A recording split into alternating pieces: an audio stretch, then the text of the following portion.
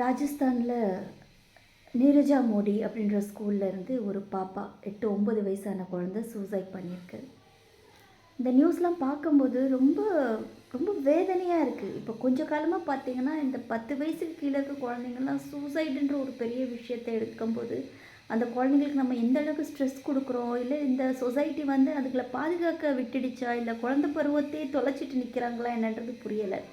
இத்தனைக்கும் அந்த பாப்பா ரொம்ப பிரைட்டான ஸ்டூடெண்ட்றாங்க, நல்லா படிக்கிற குழந்தை, ரொம்ப ஹாப்பியான குழந்தை, நல்லா பெயிண்டிங் பண்ணுமா, நல்லா பாட்டு பாடுமா, நல்ல ப்ரில்லியண்ட்டான ஸ்டூடெண்ட் அப்படின்றாங்க. ஸ்கூலில் நடக்கிற புல்லி, நான் அதுதான் நான் சொல்கிறேன். ஒரு ஒரு க்ரைம் நடக்குது, இல்லை ஒரு தப்பு நடக்குது அப்படின்னா முதல்ல பேரண்ட்ஹுட், அவங்களுடைய பெற்றவங்கள தான் நம்ம வந்து இப்போதைக்கு நம்ம சொல்லப்போனால் ப்ளேம் பண்ணணும். அப்படின்னா விக்டிம் ப்ளேம் கிடையாது, ப்ராட் குழந்தைங்கள்லேருந்தே ஆரம்பிக்குது பாருங்கள். இப்போ நம்ம குழந்தைங்க நம்ம சேஃபாக இருக்கா, இப்போது ஆஸ் அ பேரண்ட் அவங்க என்ன நினச்சிருப்பாங்க, அமேரா, அந்த பாப்பாவோட பேர் அமேரா, அமேராவோட அம்மா அப்பா என்ன நினச்சிருப்பாங்க, பாப்பா ஸ்கூல் போயிருக்கா வருவா அப்படின்னு.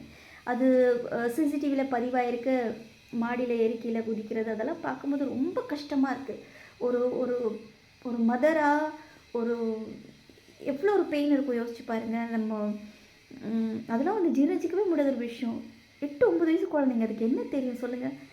நான் அது ஸ்கூலில் பற்றி கம்ப்ளைண்ட் பண்ணியிருக்கு பாப்பா, ஸ்கூலில் பிரச்சனை நடக்குன்னு சொல்லியிருக்காங்க. அவங்க பேரண்ட்ஸும் சப்போர்ட் எடுத்துருந்துருக்காங்க, அவங்களும் ஸ்கூலில் டீச்சர்ஸ்கிட்ட பேச ட்ரை பண்ணியிருந்திருக்காங்க. அங்கே எந்த ப்ராப்பர் ரெஸ்பான்ஸ் வரல.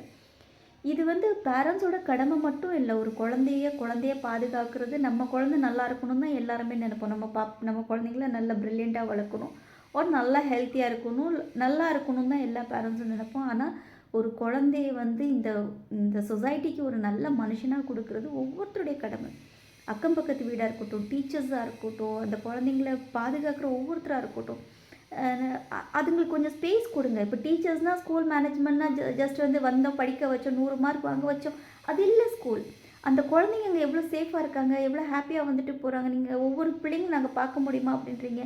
அந்த ஒரு குழந்தை அன்றைக்கி அந்த என்ன மனநிலைமையில் இருந்திருந்தால், ஒரு 9 வயசு பாப்பா வந்து அது சிசிடிவியில் பதிவாயிருக்கு. இதுக்கு என்ன பேசுகிறதுன்னு எனக்கு புரியல. ஜஸ்ட்டு ஸ்கூல் வந்து குழந்தைங்கள மார்க் ஸ்கோரிங் மிஷினாக தான் பார்க்குறாங்களோன்னு தோணுது. சரி, எல்லா பேரண்ட்ஸும் இதை கடந்து வந்திருப்போம். இன்றைக்கி நம்ம வீட்டில் உள்ள குழந்தைங்க சொல்லுது எனக்கு ஸ்கூல் போக பிடிக்கல அப்படின்னா, அந்த குழந்தைங்களுக்கு உங்ககிட்ட பேசுகிற அளவுக்கான ஒரு ஸ்பேஸ் கொடுங்க. எடுத்தோடனே நீ போய் சொல்கிறியா, நீ மாற்றி சொல்கிறியாலாம் கேட்காதீங்க. நீங்கள் வந்து ஃப்ரெண்ட்லியாக இருங்க. நம்ம எந்த அளவுக்கு ஃப்ரெண்டாக இருக்கோமோ அந்தளவுக்கு அந்த குழந்தைங்க நம்மக்கிட்ட உண்மையை தான் பேச போகிறாங்க. எல்லாரும் 100 மார்க்ஸ் வாங்குவாங்கன்னு இல்லை, ஆனால் பட் இந்த கேஸில் டோட்டல் டிஃப்ரெண்ட். இந்த குழந்தை ரொம்ப பிரைட்டான ஸ்டூடெண்ட் அப்படின்றாங்க. நான் பொதுவாக சொல்கிறேன், எந்த குழந்தைங்களுக்கு ஒரு பிரச்சனைனாலும் பேரண்ட்ஸ்ட்டு வந்து சொன்னால் அதை காது கொடுத்து கேளுங்க. தயவு செஞ்சு அதை இக்னோர் பண்ணாதீங்க. குழந்தை பருவமாக நம்ம வந்து அதை அனுபவிக்காமல் அதை சூசைட் பண்ணுற அளவுக்கு ஒரு மனநிலை தள்ளி விட்டுருக்கோன்னா இந்த சொசைட்டி நிறைய மாற வேண்டியது இருக்குதுன்னு நினைக்கிறேன். நான் நிறைய மாற வேண்டியதாக இருக்குது.